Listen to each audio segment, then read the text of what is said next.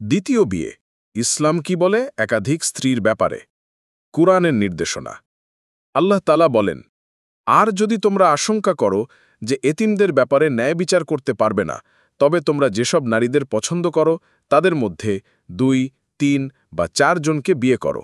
কিন্তু যদি ভয় করো যে তাদের মধ্যে সুবিচার করতে পারবে না, তবে একজনকেই বিয়ে করো। সূরা আন-নিসা। একাধিক বিয়ের অনুমতি দেওয়া হয়, কিন্তু এটি শর্তসাপেক্ষ। শর্তটি হল ন্যায় বিচার।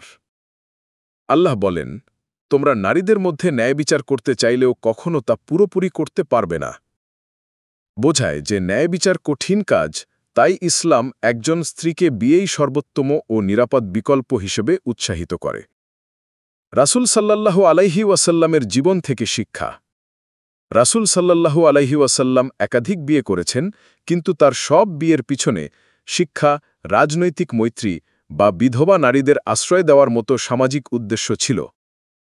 তিনি প্রত্যেক স্ত্রীকে সমান অধিকার ও সময় দিতেন, যা আজকের যুগে অনুসরণ করা কঠিন। যখন দ্বিতীয় বিয়ে সমস্যা হয়ে দাঁড়ায়।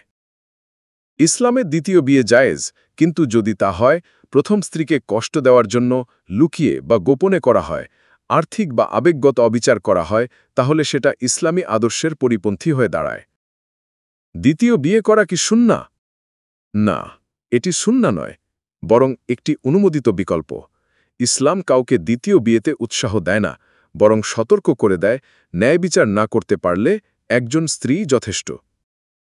দ্বিতীয় বিয়ে ইসলাম অনুমোদন করে, কিন্তু এটি আবশ্যক বা সুন্নাহ নয়। মূল শর্ত ন্যায় বিচার ও সম্পূর্ণ দায়িত্ব পালন।